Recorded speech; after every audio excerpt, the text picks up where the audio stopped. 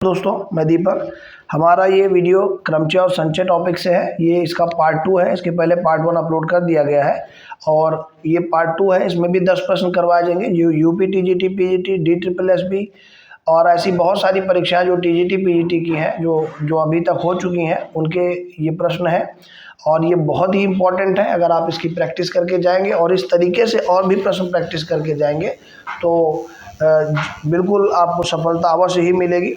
तो आइए देखते हैं हमारा ये इस वीडियो का पहला प्रश्न। लिखा हुआ है, वॉवेल शब्द से ऐसे कितने शब्द बनाए जा सकते हैं जो ई से शुरू होते हैं।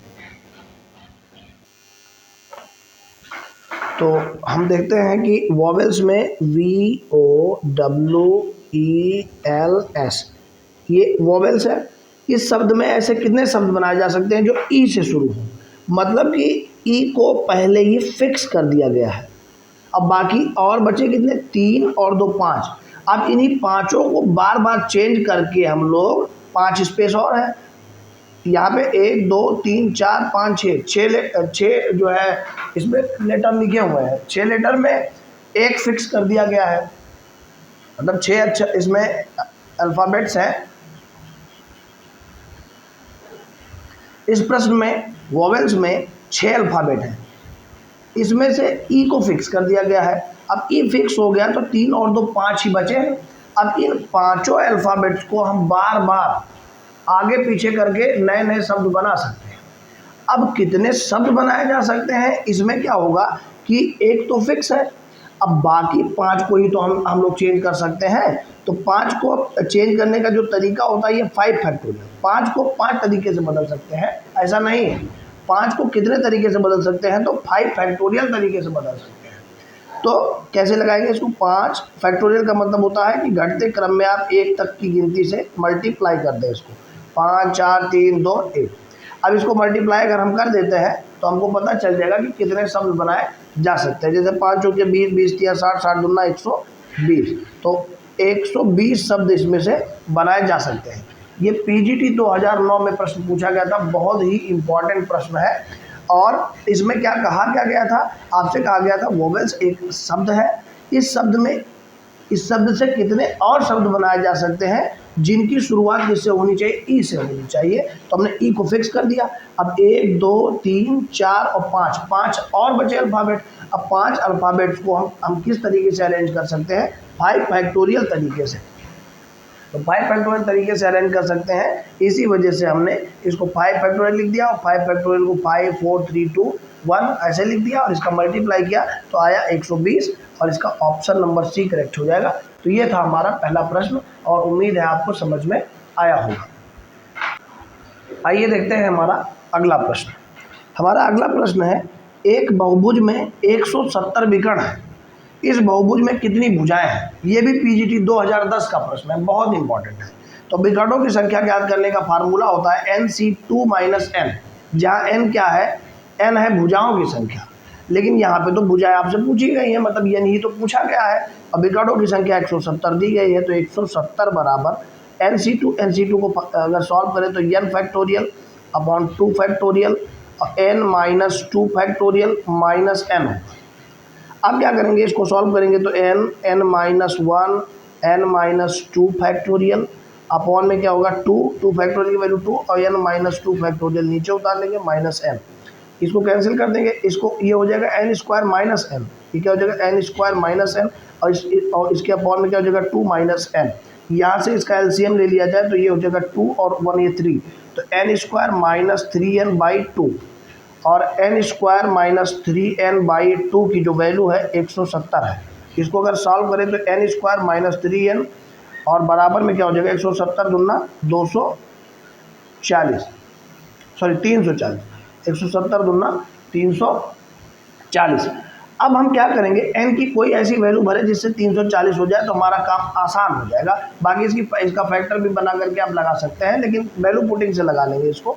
आप चाहें तो वैल्यू यहीं पे पुट कर सकते हैं और यहीं से आंसर आ जाएगा। या आपको अगर वैल्यू याद है तो इसकी वैल्यू क्या हो जाएगी, इस वाले की सॉल्व करने के बाद n - 3/2। आप डायरेक्ट यहाँ पे वैल्यू भर करके भी लगा सकते हैं।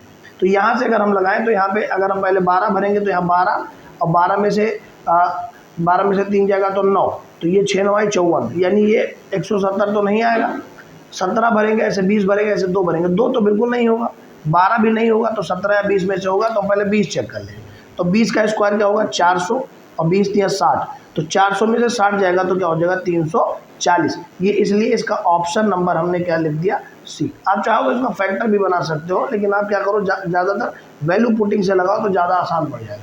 तो ये जो है सी ऑप्शन इसका करेक्ट है। ये तो हमने लगा के इसलिए दिखा दिया कि आप इसको जो है एक बार देखे रहेंगे कि इसका सोल्यूशन कैसे किया जाएगा। मान लीजिए आप ट्रिक भूल गए तो कम से कम सोल्यूशन तो आपको पता है।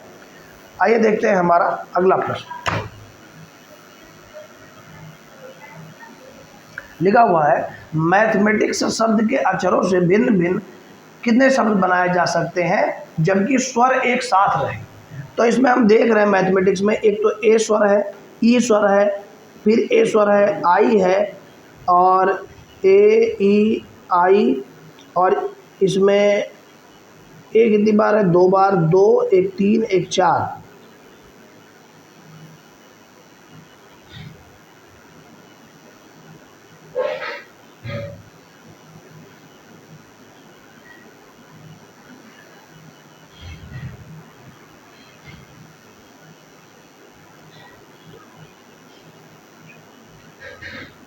इसमें कितने स्वर हैं, 4। लिखा हुआ है कि मैथमेटिक्स शब्द के अक्षरों से कितने भिन्न भिन्न शब्द बनाए जा सकते हैं जबकि सभी स्वर क्या रहे, एक साथ रहे। तो हमने क्या देखा कि इसमें स्वर कितने हैं, 1 2 3 4, ए ई ए आई ऐसे हैं। अब इसमें ए 2 बार आया है तो स्वर कितने हैं, 4। इसमें कुल कितने जो है, इसमें कितने अक्षर हैं, 1 2 3 4 5 6 7 8 9 10 11, 11 टोटल है। तो टोटल शब्द 11 हैं, 11 में से जिसमें से 4 क्या है, 11 में से जो 4 हैं वो क्या है, स्वर है। तो इनको अगर निकाल दिया जाए तो बाकी कितने बचेंगे, एक बचेगा एम, एक बचेगा टी, एक बचेगा एच, फिर बचेगा एम, फिर बचेगा टी, बचेगा सी, बचेगा एस। तो 3 3 6 1 7 ये बच गया। और एक कॉम्बिनेशन जो होगा वो क्या होगा, ए ई ए आई। तो अब टोटल अगर हम देखें तो कितना होगा, 7 ये वाला और 1 ये वाला, 8। अब इस 8 को पहले अरेंज करने का तरीका देखें तो 8 को अरेंज करने का जो तरीका होता है वो कितने तरीके से इससे कितने शब्द भिन्न भिन्न बनाए जा सकते हैं, 8 फैक्टोरियल अपॉन जितनी बार रिपीट हुआ हो। तो इसमें कितनी बार रिपीट हो रहा है, इसमें एम 2 बार, टी भी रिपीट हो रहा है तो 2 बार टी रिपीट हो रहा है, 2 बार एम रिपीट हो रहा है। बाकी भी इससे कोई मतलब नहीं है, ये एक मान लिया गया, इन सभी को जोड़ करके क्या कर दिया गया है, 1।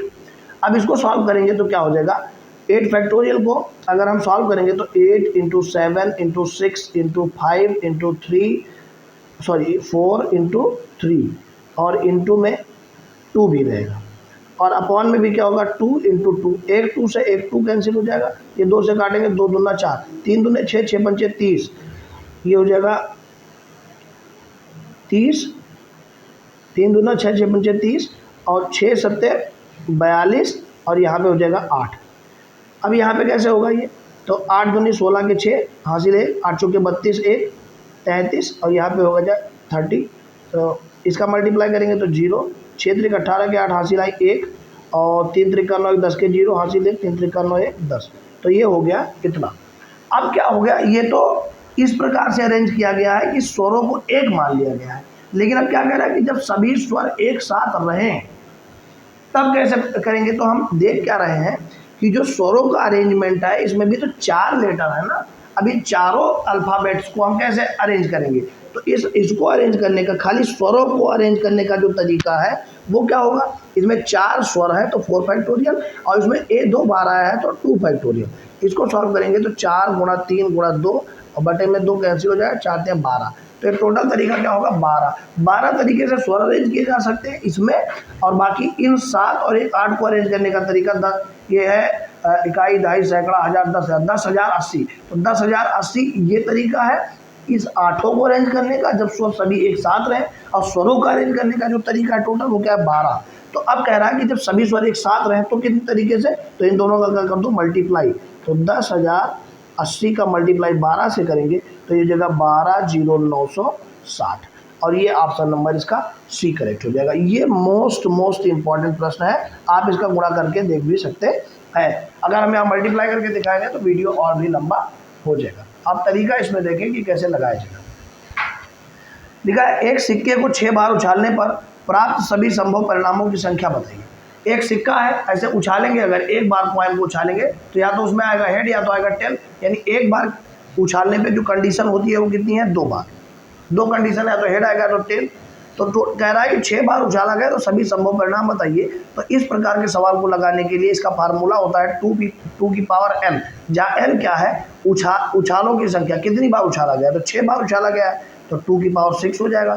और 2 की पावर 6 को सॉल्व करेंगे तो 2 गुणे 2 गुणे 2 गुणे 2 गुणे 2 गुणे 2, ये 6 बार हो गया। 2 दूनी 4 दूनी 8 दूनी 16 दूना 32 दूना 64, तो कितनी बार उछाल होगी, 64 बार। और ये ऑप्शन नंबर इसका डी सही होगा। ये KBS TGT 2017 में पूछा गया था, बहुत ही इंपॉर्टेंट प्रश्न है। आइए देखते हैं हमारा अगला प्रश्न।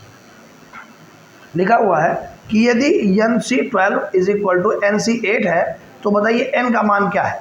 तो हमने इस प्रकार से एक फार्मूला आपको बताया था कि NCR बराबर क्या होता है, NCn माइनस R, या इसको अगर दूसरी तरीके से कहा जाए तो NCR1, यहाँ कुछ और लिखा होगा, यहाँ पे कुछ और लिखा होगा, लेकिन अगर दोनों वैल्यू बराबर है तो इन दोनों का जो सम होगा, मतलब R1 R2 डिफरेंट लिखे हैं, तो इन दोनों का जो सम होगा वो n के क्या होगा, बराबर होगा। इसी पे हम लोग इसको लगा देंगे। तो यहाँ पे क्या है 12, जैसे NC12 और NC8, ये इसको मान लेंगे R1, इसको मान लेंगे R2, तो इनका जो जोड़ होगा वो n के क्या होगा, बराबर। तो n बराबर क्या हो जाएगा, 12 8 20, और n का मान ही आपसे पूछा गया था, तो इसका ऑप्शन नंबर A करेक्ट है। तो ये KBS TGT 2017 का ये भी प्रश्न है, बहुत ही इंपॉर्टेंट है। इस प्रकार का प्रश्न आपको पेपर में जरूर देखने को मिलेगा, चाहे वो ERMS हो, चाहे वो BPSC हो, चाहे जो भी टीचिंग का एग्जाम होता है, इस प्रकार का प्रश्न जरूर पूछा जाएगा इसमें। देखते हैं अगला प्रश्न, ये मोस्ट इंपॉर्टेंट है, TGT 2009 में पूछा गया है। लिखा है शब्द लीडर से कितने शब्दों का समूह बनाया जा सकता है। तो लीडर में कितने, LEADER, लीडर में कितने जो है अल्फ़ाबेट्स हैं, 1 2 3 4 5 6, तो ये होगा 6 फैक्टोरियल अपॉन, अब रिपीटेड वाले कितने हैं, 1 2, ई कितनी बार है, 2, तो 2 फैक्टोरियल। बाकी क्या कोई और रिपीट हुआ है तो नहीं, तो इसी को सॉल्व कर देंगे, 6 गुणे 5 गुणे 4 गुणा 3 और 2 फैक्टोरियल, और यहाँ नीचे भी 2 फैक्टोरियल, ये कैंसिल हो जाएगा। 6 पंचे 30, 3 चौके 12 120, 120 थे 360, तो कितनी बार अरेंज किया जा सकता है, 360। ये बहुत इंपॉर्टेंट है और ये पेपर में पूछा गया है TGT 2009 में। तो ये था 16वां प्रश्न। इसके आगे देखते हैं अगला प्रश्न। लिखा हुआ है कि यदि 60 विद्यार्थियों की एक कक्षा में 25 विद्यार्थी क्रिकेट, 20 विद्यार्थी टेनिस और 10 दोनों खेलते हैं तो कोई खेल ना खेलने वालों की संख्या। तो सबसे पहले दोनों खेल खेलने वालों की संख्या हम निकालेंगे। दोनों खेलने वालों की संख्या क्या होगी, दोनों खेलने वालों की जो संख्या है वो क्या होगी। तो एक फार्मूला होता है number of A union B बराबर number of A plus number of B minus number of A intersection B, ये फार्मूला होता है। तो इस फार्मूले से हम लोग इसको सेट करेंगे। तो सबसे पहले हम दोनों खेलने वाला निकाल रहे हैं, तो ए मतलब क्रिकेट हमने मान लिया, तो क्रिकेट को खेलते हैं 25 विद्यार्थी, टेनिस को खेलते हैं 20 विद्यार्थी, और दोनों खेलते हैं A इंटरसेक्शन B का मतलब होता है जो दोनों खेलते हैं, तो दोनों खेलते हैं 10, तो ये 45 में से 10 जाएगा 35, तो ये number of A union B निकल गया। इसका क्या मतलब है कि ऐसे 35 विद्यार्थी हैं जो दोनों खेल खेलते हैं, चाहे वो क्रिकेट खेले चाहे वो टेनिस खेले, लेकिन वो पूछ रहा है कि कोई भी खेल नहीं खेलते हैं, उन विद्यार्थियों को बताओ। तो कोई खेल ना खेलने वाले कितने होंगे, कोई खेल ना खेलने वाले, तो टोटल है कितने 60, और 60 में से 35 आप घटा देंगे तो 35, ये 25 बचेगा। तो ये 25 विद्यार्थी ऐसे होंगे जो कोई खेल नहीं खेलेंगे, ऑप्शन नंबर इसका C करेक्ट हो जाएगा। ये PGT में 2015 में पूछा गया था, बहुत ही इंपॉर्टेंट प्रश्न है। आइए देखते हैं हमारा अगला प्रश्न। लिखा हुआ है कि NC6 रेशियो का मतलब भाग, ये N-3C3 और बराबर में लिखा हुआ है 33:4, मतलब रेशियो का मतलब आप बटे में इसको कन्वर्ट कर सकते हैं। तो बताइए कि n की वैल्यू क्या होगी। तो इसको कैसे लगाएंगे, तो इसको हम पहले लिख देंगे NC6 बटे में N-3C3 और बराबर हो जाएगा 33/4। आप इसको बटे के रूप में लिख देंगे। अब इसको थोड़ा सा सॉल्व करेंगे तो n factorial upon 6 factorial N-6 factorial upon, इसका सॉल्व करेंगे तो N-3 3 फैक्टोरियल अपॉन यहाँ पे ये क्या हो जाएगा 3 फैक्टोरियल, और इसमें से 3 में से 3 घटेगा तो n-6 फैक्टोरियल, और बराबर क्या होगा 33/4। ये तो पूरा कैंसिल हो जाएगा यहाँ से यहाँ, ये ऊपर चला जाएगा तो ये कैसे हो जाएगा n फैक्टोरियल अपॉन 6 फैक्टोरियल, और ये ऊपर चला जाएगा तो हो जाएगा 3 फैक्टोरियल, और हो जाएगा n-3 फैक्टोरियल, और बराबर हो जाएगा 33/4। अब इसको सॉल्व कर देंगे, आंसर आ जाएगा। तो n-1 n-2, यहाँ से 3 आ जाएगा, यहाँ से 3 कैंसिल हो जाएगा। आप लोग समझ गए होंगे कि कैसे किया जाएगा। इसको घटा दिया था, एक एक घटा दिया जाए तो 1 2, अभी अगला घटाएंगे 3 तो फैक्टोरियल लगा देंगे, यहाँ से क्या हो जाएगा ये कैंसिल हो जाएगा। जैसे मान लीजिए इसको हम लिख देंगे n-3 फैक्टोरियल, और अपॉन में 6 को लिख देंगे 6 5 4 और 3 factorial into 3 factorial upon n-3 factorial, बराबर क्या हो जाएगा 33/4। ये इससे कैंसिल हो जाएगा, 3 फैक्टोरियल से ये कैंसिल हो जाएगा। अब हम देख रहे हैं n-1 n-2, और बटे में लिखा है 6 5 4, और इधर हो जाएगा 33/4। ये 4 से भी 4 कैंसिल हो जाएगा, ये उधर चला जाएगा तो जगह 33 गुणा 30। अब 33 गुणा 30 क्या हो जाएगा 9 9 ये 0 990। अब n-1 n-2 की जो वैल्यू है वो आ गई 990। अब हम ऐसी कौन सी वैल्यू n की भर दें जो 990 दे दे। तो 10 भरेंगे तो 10 गुणे 9, और ये 10 में से 2 गया 8, तो 10 8 8 8 9 72 720, यानी ये वाला ऑप्शन नहीं होगा। 11 भरेंगे तो यानी बी ऑप्शन चेक कर रहे हैं, 11 भरेंगे, ऐसे ऑप्शन चेक करेंगे हम लोग ऑप्शन भर के। तो अगर हम ऑप्शन इसमें बी भरेंगे तो बी में क्या होगा 11 और गुणे 10, तो 11 में से 2 गया 9, तो 11 दाम 110 और 9 या, तो ये हो जाएगा 990। तो यानी 11 ही इसका आंसर होगा। आप ऑप्शन से भी पुट करके लगा सकते हैं। तो ये TGT 2001 का प्रश्न था, बहुत ही इंपॉर्टेंट है। इसका थोड़ा बहुत तो सोल्यूशन करना ही पड़ेगा आपको, नहीं तो बिना सोल्यूशन करे आप कैसे बता सकते हैं इसको। और यह एक तरीका इसका और है कि आप डायरेक्ट यहीं पे n पुट कर दें, आप डायरेक्ट n की वैल्यू यहीं पे पुट करके इसको सॉल्व कर दें, तो देखेंगे कि जिसमें 33/4 आ जाता है वही आंसर। मतलब आप ऑप्शन से भी इसको सॉल्व कर सकते हैं, और बाकी अगर आप सॉल्यूशन करना चाहें तो इसको सॉल्यूशन इस तरीके से करेंगे। तो ये था 18वां प्रश्न। अब देखते हैं हमारा अगला प्रश्न। अगला प्रश्न है, लिखा हुआ है 15C3R बराबर 15CR+3 है, तो बताओ R का मान क्या होगा। ये हरियाणा TGT 2019 का प्रश्न है, मोस्ट इंपॉर्टेंट है। तो ये क्या लिखा हुआ है 15C ये 3R बराबर 15CR+3। हमने क्या बताया था इसके पहले NCR1 लिखा हो और NCR2 लिखा हो, जहाँ n सेम लिखा हो तो इसमें सेम लिखा है। और अगर ये दोनों चीज़ें डिफरेंट लिखी हैं तो हम क्या जानते हैं कि इन दोनों को जोड़ देने पर ये जो वैल्यू आता है वो n के बराबर होता है। तो यहाँ पे R1 की वैल्यू है 3R, R2 की वैल्यू है R+3, इनको जोड़ेंगे तो n होगा, तो ये हो जाएगा 4R+3, और n की वैल्यू क्या है 15, तो n की वैल्यू हमने यहाँ भर दिया 15। तो यहाँ पे हम अगर 15 भर दें तो 15 में से ये इधर जाएगा 3, तो ये हो जाएगा 12, ये 4 4 3 12, तो R बराबर क्या हो जाएगा 3। तो यही R की वैल्यू आपसे पूछी गई थी। सबसे पहले हमको जो वैल्यू दिया है उसको लिख लिया, और हमारे पास एक ट्रिक है। ट्रिक क्या है कि NCR1 बराबर NCR2 टाइप का कुछ लिखा हो तो हम ये R1 + R2 को जोड़ देंगे, तो ये टोटल वैल्यू n के बराबर हो जाएगी। n की वैल्यू यहाँ पे हमको दी हुई है 15, तो हमने यहाँ 15 भर दिया। R1 की वैल्यू है 3R, इसकी वैल्यू R2 की वैल्यू है R+3, हमने इसमें भरा, और इसकी वैल्यू 15 है। 15 में से 3 जाएगा 12, तो 4R बराबर 12, 4 3 12, R की वैल्यू क्या आ गई 3। तो यही हमारा क्या हो जाएगा आंसर। ये था 19वां प्रश्न, हरियाणा TGT का, बहुत इंपॉर्टेंट है। तो दोस्तों हमारी वीडियो अगर आपको पसंद आ रही हो चैनल को सब्सक्राइब कर लें और वीडियो को लाइक कर दिया करें, जिससे वीडियो आगे भी बढ़े। नहीं तो अगर आप लाइक नहीं करेंगे वीडियो को तो वीडियो आगे नहीं जाएगी, तो ऐसे ही पड़ी रह जाएगी, तो वेस्ट हो जाएगा। तो अगर आप पसंद करते हैं तो लाइक ज़रूर किया करें और इसको सब्सक्राइब कर लें चैनल को, जिससे कि चैनल भी आगे बढ़े और हमारी बात और लोगों तक पहुँचे, जिससे लोगों का और भला हो जाए। तो आइए देखते हैं हमारा लास्ट प्रश्न इस वीडियो का। लिखा हुआ है NPR बराबर 720 और NCR बराबर 120, तो बताइए R का मान क्या होगा। तो यहाँ पे NPR की वैल्यू 720 लिखा हुआ है, NCR की वैल्यू दिया हुआ है 120, और आपसे पूछा है कि बताओ R की वैल्यू क्या होगी। तो इसको अगर हम चाहें तो अगर हम इन दोनों का भाग कर दें तो NPR का वैल्यू अगर NCR से हमने भाग कर दिया तो 720/120 हमने भाग कर दिया दोनों को। इसको इक्वेशन 1 मान लिया, इसको 2 मान लिया, दोनों का भाग कर दिया। इक्वेशन 1 और डिवाइड कर दो 2 से, भाग कर दिया, तो 12 × 72 यहाँ पे आ गया 6। इसको सॉल्व करेंगे तो n factorial upon n - r factorial, इसकी वैल्यू क्या होगी, n factorial upon r factorial upon n minus r factorial और बराबर यहाँ हो जाएगा 6। ये वैल्यू यहाँ से कैंसिल हो जाएगी, ये वैल्यू यहाँ से कैंसिल हो जाएगी, ये ऊपर चला जाएगा। तो ये r फैक्टोरियल की जो वैल्यू होगी वो होगी 6। और किसकी वैल्यू 6 होती है, कितने फैक्टोरियल की वैल्यू 6 होती है, तो 6 होती है 3 फैक्टोरियल की वैल्यू। तो यहाँ पे r की जगह अगर हम क्या भर दें 3 तो 6 आ जाएगी वैल्यू, यानी कि जो r की वैल्यू है हमारी वो क्या है 3। समझ में आ रहा होगा कि अगर यहाँ r की जगह 3 फैक्टोरियल भरते हैं तो 3 इंटू 2 हो जाएगा यानी 6। तो 6 वैल्यू कब होगी, जब यहाँ पे r की जगह पे 3 होगा। तो ये हमारा 3 आंसर हो जाएगा। और ये यूपीपीएससी जीआईसी में 2018 में पूछा गया था, उत्तराखंड पब्लिक सर्विस कमीशन में, और टीजीटी में 2013 में पूछा गया था। बहुत ही इंपॉर्टेंट प्रश्न है। तो ये थे हमारे कुछ 10 प्रश्न इस वीडियो के, और 10 इसके पहले अपलोड कर दिए गए हैं। Thank you so much.